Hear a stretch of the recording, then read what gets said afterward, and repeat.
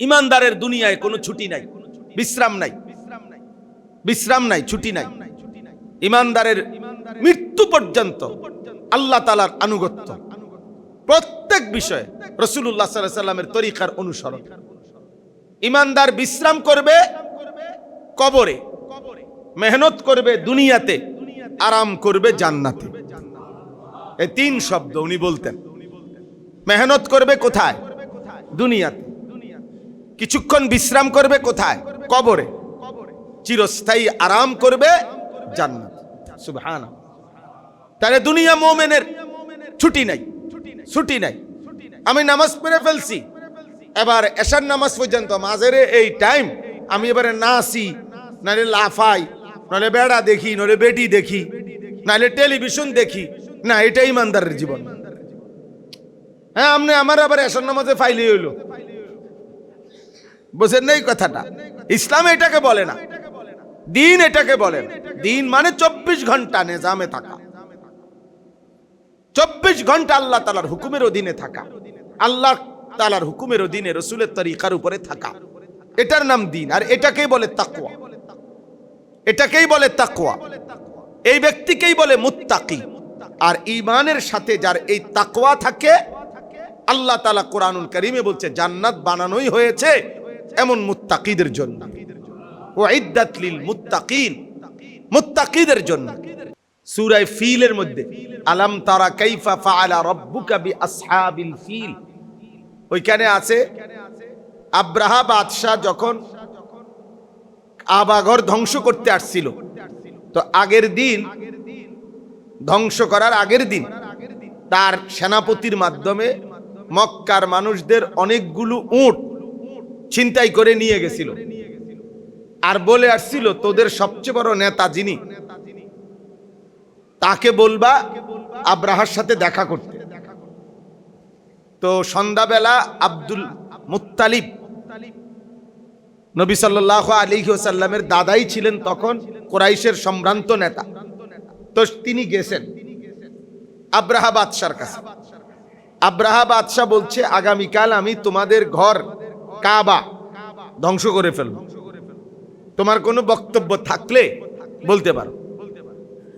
তো নবীজির দাদা আব্দুল মুত্তালিব বললেন, তোমার যেই সেনাপতি আমাদের অনেকগুলো উট নিয়ে আসছে, এই উটগুলো আমি ফেরত চাই। উটগুলো কেন নিলাম? আমাদের উটগুলো আমাদেরকে ফেরত দাও। এখন আব্রাহা বাদশাহ অবাক হয়ে গেছে যে আরে, সে নাকি সবচেয়ে বড় নেতা, আমি তাকে বললাম তাদের ঘর কাবা ভাঙ্গা ফেলবো, সে এই ব্যাপারে না অনুরোধ করবে, আবেদন করবে, এই ব্যাপারে তার কোনো বক্তব্য নাই। সে খুঁজতেছে কি? তাদের উট। তখন আব্রাহা জিজ্ঞেস করছে যে তো তোমাদের ঘর কাবার ব্যাপারে কথা বলবো না? উটের জন্য ব্যস্ত হয়ে গেলা। এই তখন আব্দুল মুত্তালিব বলছিল আনা রব্বুল ইবিল ওয়া রব্বুল বাইতে আখার সাইয়ুহাফিজুহু, যে বাদশা আমি হলাম উটের মালিক, এজন্য আমি উট ফেরত চাচ্ছি, আর ওই ঘরের মালিক ভিন্ন একজন, তিনি সেই ঘর হেফাজত করবেন। তাহলে তারা এটা ইয়াকিনের সাথে বিশ্বাস করত এই কাবা আল্লাহর ঘর, নাহলে এটা বললো কেমনে? তাইলে এই কথা বলতে চাইলাম, মূলত এই বুঝ থাকা যথেষ্ট না শুধু যে আমি আল্লাহকে চিনি, এতটুকু না, বরং আমার আল্লাহকে চিনার মধ্যে, আল্লাহকে বুঝার মধ্যে, মানার মধ্যে কোনো কুফর হয় কিনা, শিরিক হয় কিনা, শতভাগ তাওহীদ ঠিক আছে কিনা আমার, এর জন্য ইলম জরুরি। এর জন্য কি জরুরি বলেন? ইলম জরুরি। আপনাকে জানতেই হবে ঈমান কাকে বলে, তাওহীদ কাকে বলে, লা ইলাহা ইল্লাল্লাহর দাবি কি। লা ইলাহা ইল্লাল্লাহর এই বিশ্বাস ছুটে যায় কি বিশ্বাস করিলে, ভিন্ন কিছু কি বললে, কি আচরণ করিলে, তাইলে এই সম্পর্কিত ইলম জরুরি। এই জন্য আল্লাহ কোরআনে বলছেন ফা'লাম আন্নাহু লা ইলাহা ইল্লাল্লাহ, এই কথার ইলম অর্জন করেন যে আল্লাহ ছাড়া আর কোনো ইলাহ নাই। মানে এটাও শেখার বিষয়। শুধু মুখে উচ্চারণ করতে পারেন লা ইলাহা ইল্লাল্লাহ, এটা 2 বছরের বাচ্চাও পারে। এটা অনেক বিধর্মীও বলতে পারে, বিধর্মীও বলতে পারে। আমি আপনার ছোটবেলায় আমরাও দেখছি প্রাইমারি স্কুলের জীবনে অনেক হিন্দু ছেলে পেলেও এই কালেমা বলতে পারে, কিন্তু সে এটার ব্যাখ্যা কি, এটার উদ্দেশ্য কি, বক্তব্য কি, বিশ্বাস কি, কিছুই বুঝে না এবং বুঝার চেষ্টাও করে না। তাইলে 1 নম্বর বিষয় হলো ঈমানের জন্য, তাওহীদের জন্য ইলম জরুরি, ইলম জরুরি। 2 নম্বর আমাদের জীবনে দ্বিতীয় গুরুত্বপূর্ণ বিষয় হলো তাকওয়া, অর্থাৎ সমস্ত গুনাহ থেকে বেঁচে থাকা, সমস্ত আদেশ পালন করা। তাহলে গুনাহ থেকে বেঁচে থাকা, আল্লাহ তাআলার আদেশ পালন করা, হুকুম পালন করা একজন ঈমানদারের 24 ঘন্টার ডিউটি। এক মানুষের জীবনে, যে মুসলমান, যে মুমিন, মূলত তার জীবনে 2 রকম কোনো জিন্দেগি নাই। যেমন আমার একটা জীবন, যে আমার চাকরির একটা টাইম 8 ঘন্টা, এরপরে আমি স্বাধীন। আমি সকাল 8টায় অফিসে গেলাম, 4টা বাজে অফিস ছুটি হলো আমার। এবার 4টার পর থেকে পরের দিন 8টা পর্যন্ত আমি হাসি না কাঁদি, ঘুমাই না সজাগ থাকি। এটা কোম্পানির কিছু না, যেখানে চাকরি করি তাদের এখানে জানার বিষয় না। যেগুলো দুনিয়াবি চাকরি এমন যে আমার 8 ঘন্টার পরে আমি স্বাধীন। কিন্তু মুমিন, ঈমানদার মুসলমান 1 ঘন্টার জন্য, 1 মিনিটের জন্য আল্লাহ তাআলার হুকুম, রাসূলুল্লাহ সাল্লাল্লাহু আলাইহি সাল্লামের হুকুম থেকে আলাদা, স্বাধীন, মুক্ত এমন হইতে পারে না। সিস্টেমে নাই, সিস্টেমে নাই। একজন ঈমানদারের 24 ঘন্টাই এক কথা, যে আল্লাহর হুকুমের অধীন, রাসূলের তরিকার অধীন। এটাই বাস্তবতা। এজন্য হযরত মাওলানা জুলফিকার আহমদ নকশবন্দি রাহমাতুল্লাহি আলাইহি তিনি বলতেন, ঈমানদারের দুনিয়ায় কোনো ছুটি নাই, বিশ্রাম নাই, বিশ্রাম নাই, ছুটি নাই। ঈমানদারের মৃত্যু পর্যন্ত আল্লাহ তাআলার আনুগত্য, প্রত্যেক বিষয়ে রাসূলুল্লাহ সাল্লাল্লাহু আলাইহি সাল্লামের তরিকার অনুসরণ। ঈমানদার বিশ্রাম করবে কবরে, মেহনত করবে দুনিয়াতে, আরাম করবে জান্নাতে। এই 3 শব্দ উনি বলতেন। মেহনত করবে কোথায়? দুনিয়াতে। কিছুক্ষণ বিশ্রাম করবে কোথায়? কবরে। চিরস্থায়ী আরাম করবে জান্নাতে। সুবহানাল্লাহ। তাহলে দুনিয়া মুমিনের ছুটি নাই, ছুটি নাই। আমি নামাজ পড়ে ফেলছি, এবার এশার নামাজ পর্যন্ত মাঝের এই টাইম আমি এবারে নাচি, নাহলে লাফাই, নাহলে বেড়া দেখি, নাহলে বেটি দেখি, নাহলে টেলিভিশন দেখি না। এটা ঈমানদারের জীবন। হ্যাঁ, আপনি আমার আবার এশার নামাজে ফাইলি হইল, বুঝেন না এই কথাটা? ইসলাম এটাকে বলে না, দিন এটাকে বলে না। দিন মানে 24 ঘন্টা নিজামে থাকা, 24 ঘন্টা আল্লাহ তাআলার হুকুমের অধীনে থাকা, আল্লাহ তাআলার হুকুমের অধীনে রাসূলের তরিকার উপরে থাকা, এটার নাম দিন। আর এটাকেই বলে তাকওয়া, এটাকেই বলে তাকওয়া। এই ব্যক্তিকেই বলে মুত্তাকি।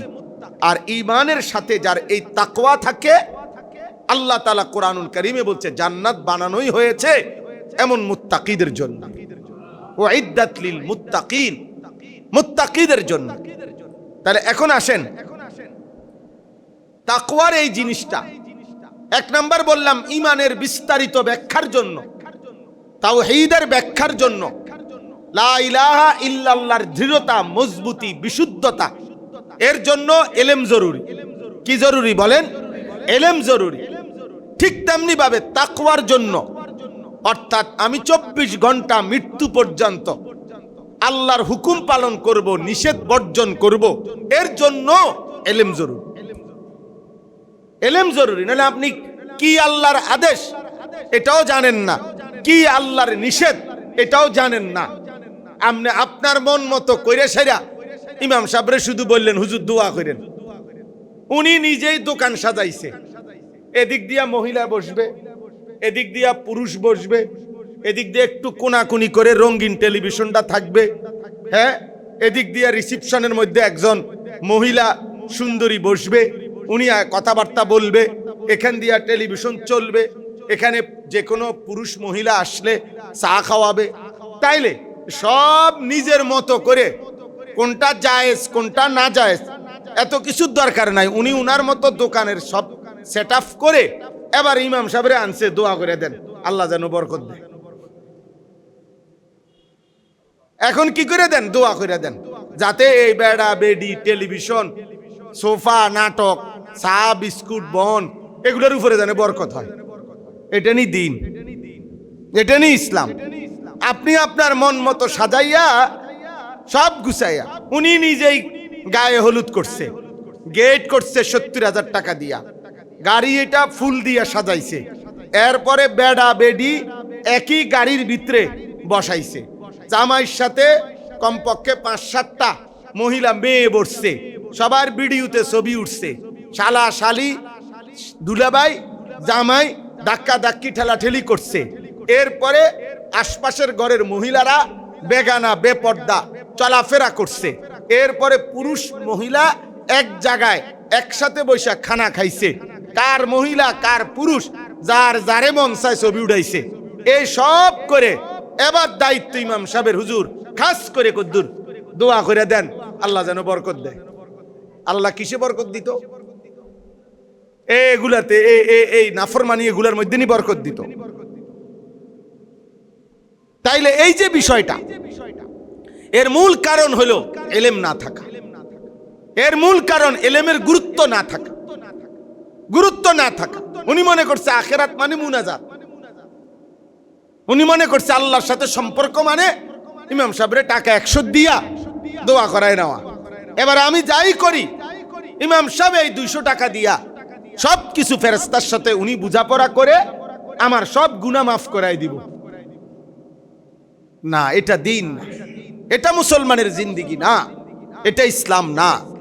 বরং 24 ঘন্টা আমার জীবনের বিশ্বাস, আমার জীবনের আমল, আমার জীবনের লেনদেন, আমার জীবনের সামাজিক আচরণ, আমার জিন্দেগির আখলাক চরিত্র, এক কথায় একটা পেশাব পায়খানা, ওইখানে আমি কোন পাও দিয়া ঢুকবো কোন পাও দিয়া বের হব, একেবারে পেশাব পায়খানায় কয়টা ঢিলা ব্যবহার করব, কিভাবে ব্যবহার করব, কোন জাতীয় জিনিস দিয়া ঢিলা ব্যবহার করব, এই সমস্ত কিছু জানা বুঝা এবং ইসলাম থেকে নেওয়া, আল্লাহর নবীর আদর্শ থেকে নেওয়া, কোরআন সুন্নাত থেকে গ্রহণ করা, এটা জরুরি, এটা এলেম, এটা বাধ্যতামূলক, এটা বাধ্যতামূলক।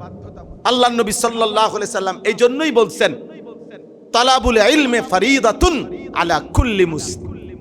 এটা স্কুলের গায়ে লিখে দিলে হবে না যে জ্ঞান অর্জন করা প্রত্যেক মুসলমানের উপরে ফরজ।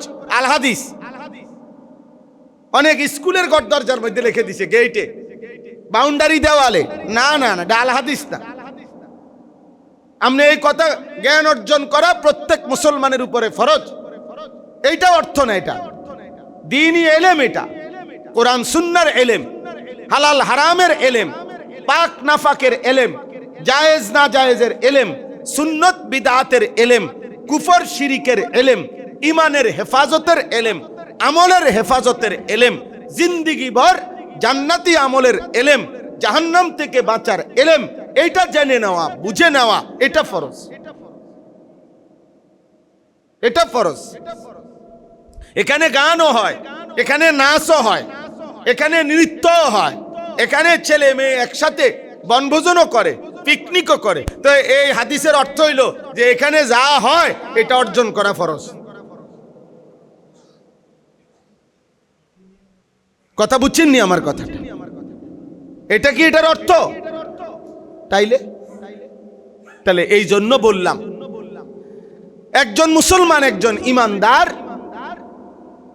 তার সারা জিন্দেগি 24 ঘন্টা আল্লাহ রসুলের বিধান জানা তার জন্য ফরজ।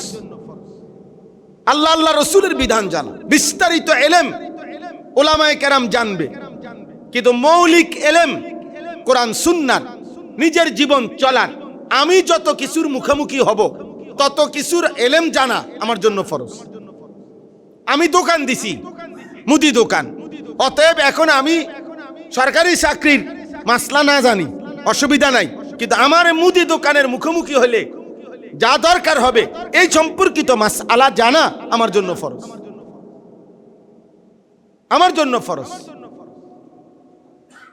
অতএব একজন মুসলমান, এই কথা স্পষ্ট আমাদের যে প্রত্যেক মুসলমান, আমরা বুঝি বা না বুঝি, আমরা প্রত্যাখ্যান করি আর ফেলে দেই, কিন্তু এটাই সত্য কথা, এটাই চূড়ান্ত কথা যে এলেম, একজন মুসলমান কোরআন সুন্নাহর এলেম অর্জনের মৌলিক হুকুম থেকে কেউ বাদ যাইবে না। আপনারা হুজুর মানুষ, আমরা সাধারণ মানুষ, আপনারা মাদ্রাসায় পড়ুয়া, আমরা স্কুল কলেজে পড়ুয়া, এই বিভাজন, এই ভাগের ভিত্তিতে সন্তুষ্ট থাকা যে আপনাদের কোরআন শরীফ সহি শুদ্ধ হলে চলবে, যেহেতু আপনারা মাদ্রাসায় পড়ছেন, আমাদের কোরআন শরীফ অশুদ্ধ হইলেও চলবে, আমরা স্কুলে পড়ছি, আমরা সাধারণ মানুষ, অতএব এত মাসলা মসলা আমরা টোয়ান দরকার নাই, আমরা যেটা সামনে পাই এটাই খাইলাম, যেটা পাই এটাই করলাম। হ্যাঁ, এইটা কোনো ইমানদার মুসলমানের বক্তব্য হইতে পারে না, এটা মুসলমানের কথা হইতে পারে না, এটা আখিরাতের মুক্তি হইতে পারে না, এটার দ্বারা জাহান্নাম থেকে বাঁচা যাবে না, এর দ্বারা জান্নাতে যাওয়া যাবে না আব্বা।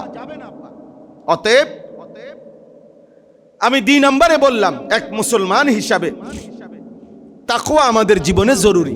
মুমিন মানেই মুত্তাকি হবে, মুমিন মানেই গুনাহ থেকে বাঁচবে, মুমিন মানেই আল্লাহ রাসূলের নিষেধ থেকে বাঁচবে, মুমিন মানেই আল্লাহ রাসূলের আদেশ পালন করবে। এটাই ইমানের জিন্দেগি, এটাই মুসলমানের জিন্দেগি, এটাই আমাদের জীবন। আমার এটা সিদ্ধান্ত থাকতে হবে। আমার শায়েখ আল্লামা মুফতি মুশতাকুন নবী সাহেব বলে যে এটা আমার সিদ্ধান্ত, আমি গুনাহ করব না, আমি আমল ছাড়বো না, আর যখনই গুনাহ হবে এরপরে হুচট খাবে, অসুবিধা কি? মানুষ যত মজবুত সিদ্ধান্তই থাকে পিছলা খায়, তো আবার ঘুরে দাঁড়াবে, আবার ঘুরে দাঁড়াবে, আবার নতুন করে শুরু করবে, আবার ঘুরে দাঁড়াবে। অতএব অল্প একটু সময় আপনাদের কাছে আজকে আমাদের এই মাদ্রাসাখানা, মাদ্রাসায়ে সাউতুল মদিনা, আমার আপন ছোট ভাই হাফেজ মাওলানা আতিকুর রহমান আশরাফি, আলহামদুলিল্লাহ দীর্ঘ 11 বৎসর পর্যন্ত আমার মাদ্রাসায়, কুমিল্লা ক্যান্টনমেন্ট ময়নামতি, আমার যে নিজস্ব মাদ্রাসা, আমাদের মাদ্রাসায় আশরাফুল উলুম ময়নামতি, ওই মাদ্রাসার শিক্ষক ছিল সে।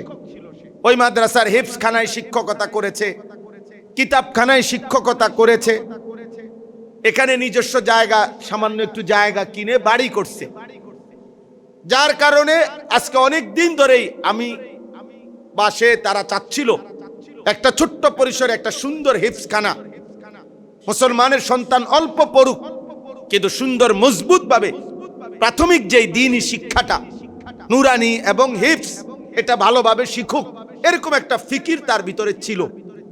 আলহামদুলিল্লাহ ওই ফিকিরের বাস্তবায়নের জন্য এই ছোট্ট আয়োজন। আপনাদের কাছে আমার একটা কথা, আমি এই 2টা কথাই বললাম, বুঝাইলাম। 1 নাম্বার, আমাদের ইমানের জন্য এলেম জরুরি। আমাদের ইমানের জন্য কি জরুরি বলেন?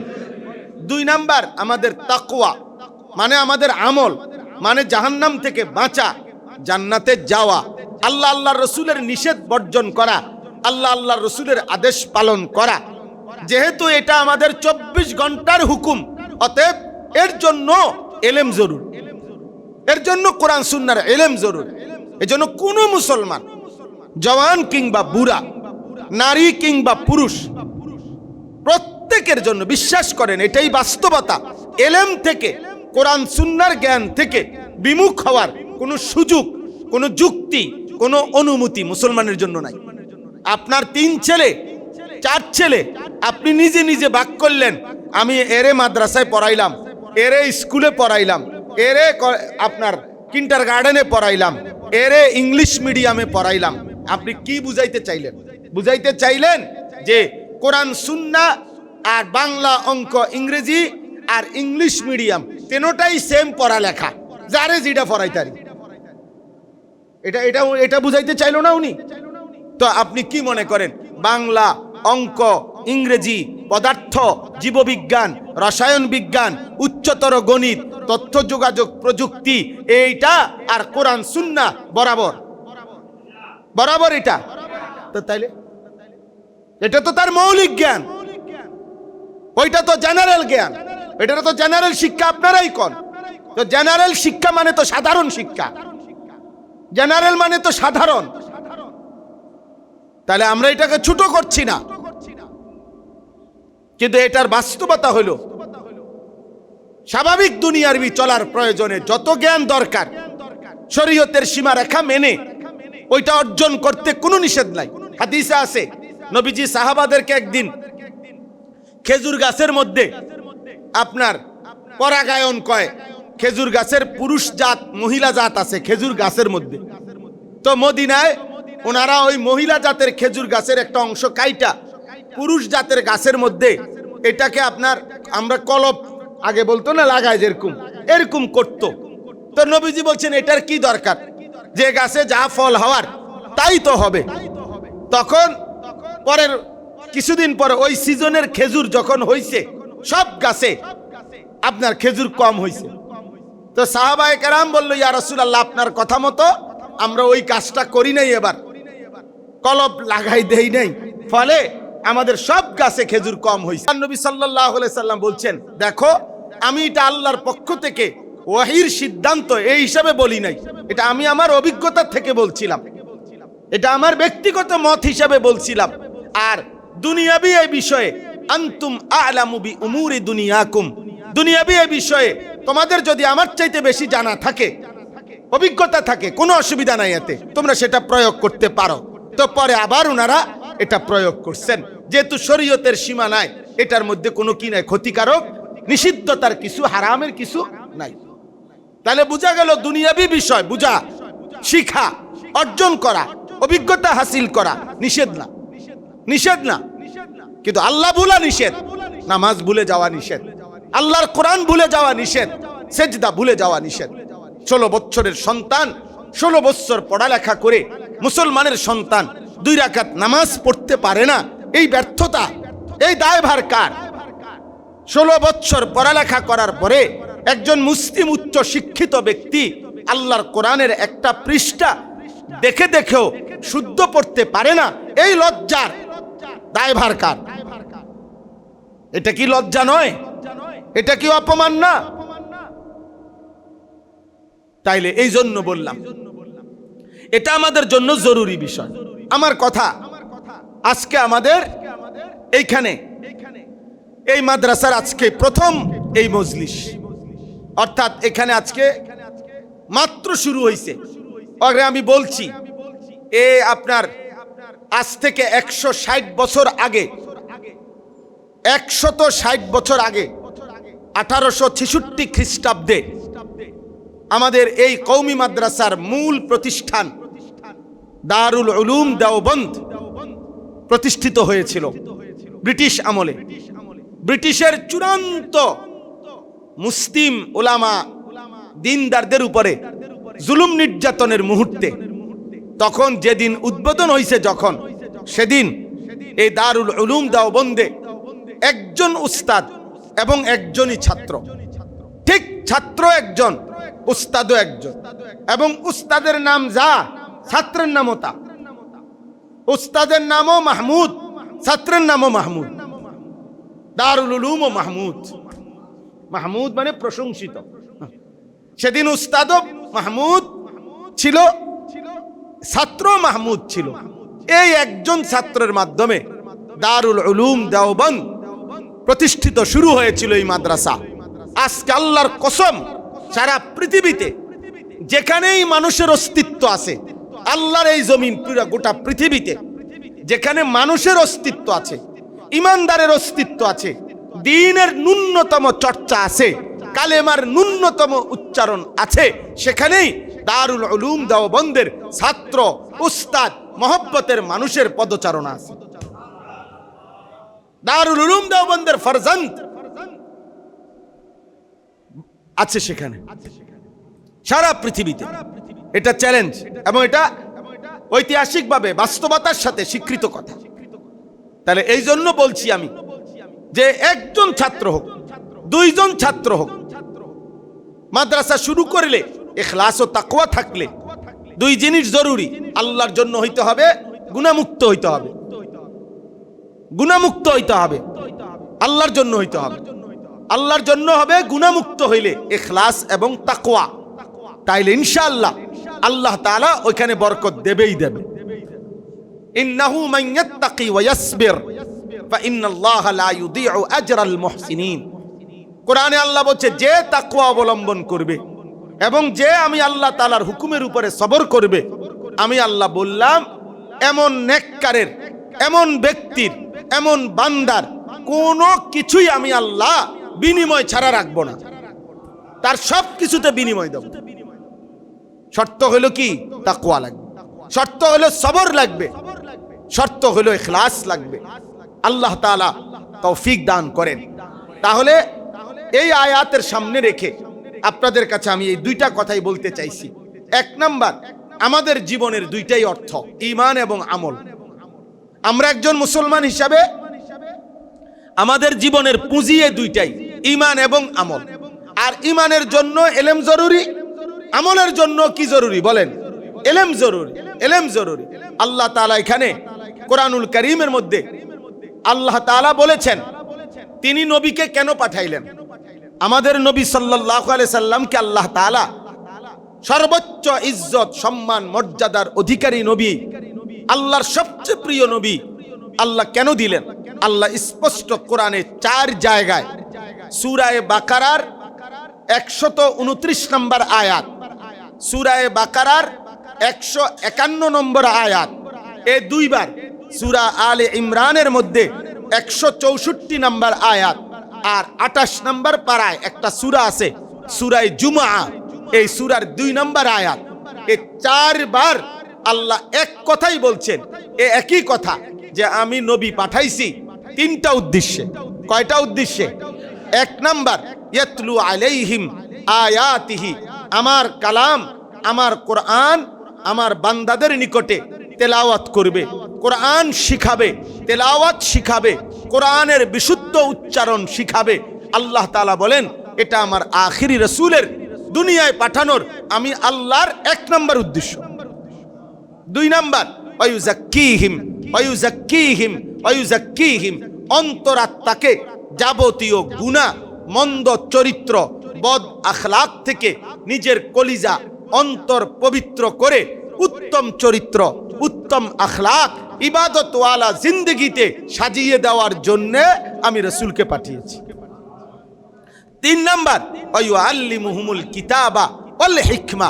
আল্লাহ তাআলা বলেন 3 নাম্বার উদ্দেশ্য হলো এই আমি আল্লাহর নাজিলকৃত কোরআন আর আমার বন্ধুর জবানে উচ্চারিত সুন্নাহ হাদিস, এই কোরআন এবং হাদিসের আলোকে, কোরআন এবং সুন্নাহর আলোকে পুরা জিন্দেগি ইমানদারের, আমার বান্দার চলা ফেরা, হাসি কান্না, আনন্দ বেদনা, সুখ দুঃখ, ঘর সংসার, আচার ব্যবহার, একাকী প্রকাশ্য, ঘরে বাজারে, রাষ্ট্রে রাজনীতিতে, দেশে সর্বত্র, আন্তর্জাতিক পরিমণ্ডলে, একাকী সংসারে, স্বামী স্ত্রীর একান্ত সংসারে, ছেলে মেয়ে, মানে এক কথায় হারাকাত সাকানাত। একজন ইমানদার তার নড়াচড়া, তার স্থিরতা, যেখানেই নড়বে সেখানেই কিভাবে নড়বে, যেখানেই স্থির হবে কিভাবে স্থির থাকবে। আল্লাহ তাআলা বলেন কোরআন সুন্নাহর আলোকে সেই পুরা ঈমানের জিন্দেগি 24 ঘন্টার জীবন সাজিয়ে দেওয়া, বুঝাইয়া দেওয়া, হাতে কলমে শিখিয়ে দেওয়া, প্র্যাকটিক্যাল মস্ক করাইয়া দেওয়া, এই উদ্দেশ্যে আমি আল্লাহ আমার বন্ধুকে পাঠাইছি, বন্ধুকে পাঠিয়েছি। একটু একটু জায়গা দেন, একটু ভাই সরো তো, ভাই সরো। মোবাইল যে ধরে রাখছো তুমি, কিচ্ছু তো বুঝছো না। এই শেষ বুঝবা যে মোবাইল দেয়, শেষে দেখবা যে চার্জ আছে কিনা, এইটাই দেখবা মনে হয়। শেষ যাওয়ার সময় আরে চার্জ কমা গেছে, বুঝছো নি? এটা মনে রাখো। না না আপনারে কইছি না, আমি ওরে কইছি, আপনারে না আপনারে বলতেছি না, ওই বুঝতে আছে যারে কইতে আছে। আমি হেরে এইটারে বহু আঙ্গিকে আলগি দেয়, ফার এটা মাথা তুলে রাখতো, কারণ জীবনের সবচেয়ে বড় নিয়ামত মোবাইল। এই বর্তমান শেষ জামানায় একজন মানুষের জীবনের সবচেয়ে বড় নিয়ামত, এই বর্তমান কিশোর যুবক ছেলেদের জীবনের সবচেয়ে বড় নিয়ামত মোবাইল। একটা বড় মোবাইল দিয়ে আপনি একটা ছেলেকে আফ্রিকার জঙ্গলের মাঝখানে, মানে একটা ঠিক মিডলে হোতায় থুইবেন বা বাইন্দা থুইবেন, আর শুধু বলবেন চার্জও থাকবে, এমবিও থাকবে। সে বলবে লা খাউফুন আলাইহিম, কোনো চিন্তা নাই, আপনি চলে যান, কোনো অসুবিধা নাই, বাঘে ভাল্লুকে কিচ্ছু আমারে ধরতো না, আমি মোবাইল টিপতে থাকবো অনবরত, শুধু খেয়াল রাখবেন চার্জ যেন থাকে, এমবি যেন থাকে। এই অসভ্যতা, এই খামখেয়ালি জীবন লক্ষ লক্ষ কোটি কোটি যুবক জানেও না আসছে কোত্থেকে, যায় কোথায়, করে কি, কি করে, কেন করে, খায় কি, ঘুমায় কি, হাসে না কান্দে, হ্যাঁ কিছুই জানেন, কিছুই জানেন। এমন মাতাল যে 24 ঘন্টা আপনার যেটা মনে কয়, যে যেটা দেখায়, হ্যাঁ ওটাই দেখায়। নিজস্ব কোনো আত্মমর্যাদা, পছন্দ অপছন্দ, বিবেক বোধ, বিবেচনা, পার্থক্য কিচ্ছু নাই, কিচ্ছু নাই। এটার মধ্যে জিডা দেয়, ল্যাংটা মহিলা দিবে সে এটাও দেখবে, বোরকাওয়ালা বেডি দিব এটাও হে দেখবে। আমার সব দেখা দরকার, যা দেখতে শান্তি। নাউজুবিল্লাহ, নাউজুবিল্লাহ। আমার ভাই, এই প্রজন্মের সবচেয়ে শেষ বরবাদি এটা। এর থেকে যদি এই প্রজন্মকে ফিরাইতে না পারে, তাহলে সিসি ক্যামেরার উপরেও যদি সিসি ক্যামেরা লাগায় লাভ হবে না, কলিজা যদি না বদলায়। দিলে যদি আল্লাহর ভয় না থাকে, সিসি ক্যামেরার মধ্যেও কারেন্ট থাকে না। সিসি ক্যামেরারও ক্যামেরা প্রয়োজনের মুহূর্তে এটা কাজ করে না, ওই ক্যামেরাটা বন্ধ আসিল, ওইটা এই আসিল সেই আসিল। মূলত দিল, কলিজা, আল্লাহকে চিনা, নবীকে চিনা, আখিরাতকে চিনা, আল্লাহর ভয়কে চিনা। তো এজন্য আমি বললাম, আমার পরম শ্রদ্ধেয় আমাদের ছোট ভাই হাফেজ মাওলানা আতিক, তার সরাসরি উস্তাদ, আমাদের প্রিয় মানুষ, মহব্বতের মানুষ, একসাথে চলাফেরা হুজুরের সাথে আমাদের, আলহামদুলিল্লাহ, আমাদের কুমিল্লার সর্বজন শ্রদ্ধেয় আলেম আল্লামা মুফতি শামসুল ইসলাম জিলানী সাহেব হুজুর আলহামদুলিল্লাহ এখন আসছেন। হুজুরেই মূলত বাচ্চা যেই কয়জন আমার কথা হলে, সে অনেক পেরেশানি করছে যে ভাইয়া অন্য ছাত্র হবে আসতে, আমি কিচ্ছু দরকার নাই, তুমি বইয়া সবক নিবা, তুমি বসো, সবক মাদ্রাসা শুরু করো, পড়ানো শুরু করো। যদি ইখলাস থাকে, তাকওয়া থাকে, আল্লাহর জন্য হয়ে থাকে, গুনাহ থেকে বেঁচে থাকে, তো আল্লাহ তাআলা মাটির নিচে গেলেও আল্লাহ কোরআন পড়নেওয়ালা তালেবে ইলম পৌঁছায় দিবে। আর যেটা ইখলাস নাই, তাকওয়া নাই, ওইটা সরে যাবে। ফাআম্মা যাবাদু ফায়াযহাবু জুফাআন ওয়া আম্মা মা ইয়ানফাউন নাস ফায়ামকুসু ফিল আরদ। আল্লাহ কোরআনে বলছে, যেটা ফেনা সেটা মিলিয়ে যায়, জাবাদ যেটা সাদা, সমুদ্রের ঢেউয়ের মুখে যেই ফেনা থাকে সাদা সাদা, দেখছেন না, এটা মাখনের মতো, পনিরের মতো, তে সাদা যেটা ফেনা, এটা পারে গিয়া মিশে যায়, এটা আর পাওয়া যায় না। কিন্তু যেটা পানি, এটা টিকেই থাকে, কারণ ফেনা মানুষের প্রয়োজনীয় না, এজন্য এটা মুছে যায়, আর পানি মানুষের প্রয়োজনীয়, এজন্য এটা টিকে থাকে। তো আল্লাহ কোরআন এটাই বলছে, যেটা ফেনা সেটা শুকিয়ে যাবে, মিলিয়ে যাবে, আর যেটা উপকারী এটা মানুষের জন্য জমিনে টিকেই থাকবে। অতএব এটাই সহজ কথা। দ্বীনি খেদমত যার মধ্যে ইখলাস তাকওয়া থাকবে, আল্লাহ সেটা কবুল করবেই করবে। অতএব আমার কথা শেষ, হুজুর এখন সবক দিবেন, আমরা একসাথে বসা থাকবো, এরপর হুজুর একটু কথা বলে নির্ধারিত টাইম 8:15 স্বাভাবিকভাবে এশার আজান হবে, 8:30 জামাত হয় সব মসজিদে। আমার বক্তব্য বলে এটাই, অল্প কথা, আজকে উদ্বোধন, এজন্য লম্বা ওয়াজ করার উদ্দেশ্য না, আপনাদের কাছে শুধু এই কথাটাই বলা যে একজন ইমানদার পুরুষ কিংবা নারী, ছোট কিংবা বড়, ছেলে কিংবা মেয়ে, মুসলমান যার পরিচয়, তাকে আল্লাহর দ্বীন শিখতে হবে। তাকে কি শিখতে হবে বলেন না? আল্লাহর দ্বীন শিখতে হবে। এনে ভাগ করলে হইতো না, আপনি 3 জন 4 জন একজনরে মাদ্রাসায় দিছেন, না না আপনার কাছে আমি ভিক্ষা চাইছি না, আপনি ভিক্ষা দিলে হবে না। ইসলামকে আপনি ভিক্ষা দিচ্ছেন নাকি? না না, বরং মুসলমান যতজন দিন শিখবে ততজন। দিন শিখবে কতজন বলেন? ছেলে যতজন আল্লাহর দিন শিখবে কতজন? মেয়ে যতজন দিন শিখবে কতজন? হ্যাঁ, মুসলমান মানেই তার জীবন চলতে হইলে তাকে কোরআন সুন্নাহর ইলম কেউ বেশি শিখবে, ব্যাপক, আমি তো বললাম, আর কেউ কমপক্ষে যেটুকুর মুখোমুখি আমি হব।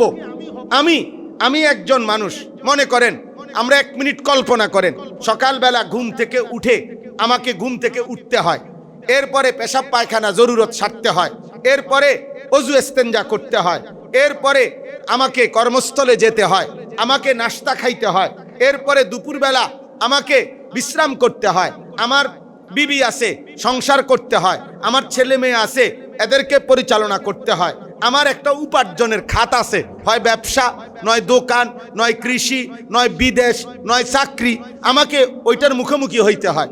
এই আমি আমার সারাদিনে যেই পরিবেশ, যেই পরিস্থিতির মুখোমুখি হই, এগুলো সম্পর্কে কমপক্ষে কোরআন সুন্নাহর ইলম কি, ফায়সালা কি, আল্লাহর রাসূলের বিধান কি, এটা জানা আমাদের প্রত্যেকের জন্য ফরজে আইন। আর সবার যা প্রয়োজনীয়, চাকরিওয়ালার জন্য মাসআলা, ব্যবসায়ীর জন্য মাসআলা, দোকানদারের জন্য মাসআলা, এভাবে সবার মাসআলা, সবার যা লাগবে, এই বিস্তারিত পূর্ণাঙ্গ ইলম, এটা উলামায়ে কেরাম নির্দিষ্ট কিছু শিখলে চলবে, কিন্তু মৌলিক প্রয়োজনীয় ইলম আমাদের সবাই শিখতে হবে। তাহলে কোরআন সুন্নাহর ইলমের বাহিরে থাকতে পারবে, অনুমতি আছে এমন মুসলমান কে? কথা বলেন না কেন? এমন মুসলমান কেউ হইতে পারে না। তাহলে এমন কেউ হইতে পারে, এমন কোন লোক হইতে পারে।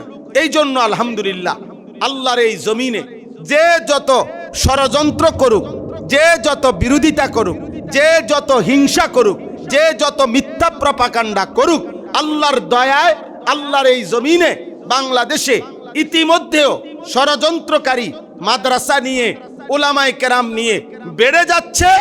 আর ঠিক তার মোকাবেলায় রব্বুল আলামিনের ফয়সালায় মাদ্রাসা, দ্বীনি খেদমতের পরিমাণও বেড়ে যাচ্ছে আলহামদুলিল্লাহ। আর আল্লাহ যেন বলছে, বেঈমান, নাফরমান, পাপী, তোমরাও ষড়যন্ত্র করো, আমিও জবাব দিচ্ছি। আর আল্লাহু খায়রুল মাকিরিন, আর আল্লাহর জবাব, আল্লাহর ফয়সালা, আল্লাহর প্রতিকার, এটাই সর্বোত্তম। কোনোভাবেই কোনো নাফরমান, কোনো ষড়যন্ত্রকারী আল্লাহর দ্বীনের মোকাবেলায় দ্বীনকে পরাজিত করতে পারবে না, বরং সেই একদিন পরাজিত হবে। এতে আপনারা যারা আসছেন, আপনাদের সবার কাছে আন্তরিকভাবে দোয়া চাই। মাদ্রাসায়ে সাউতুল মদিনা, এই নামটা আমারই দেওয়া নাম। সাউতুল মদিনা, মদিনার আওয়াজ, মদিনার আওয়াজ, রাসূলুল্লাহ সাল্লাল্লাহু আলাইহি সাল্লামের রওজায়ে আত্হারের আওয়াজ, কোরআনের আওয়াজ, সুন্নাহর আওয়াজ যেন এই জায়গাটুকুতে হয় এবং নিয়মিত চলে।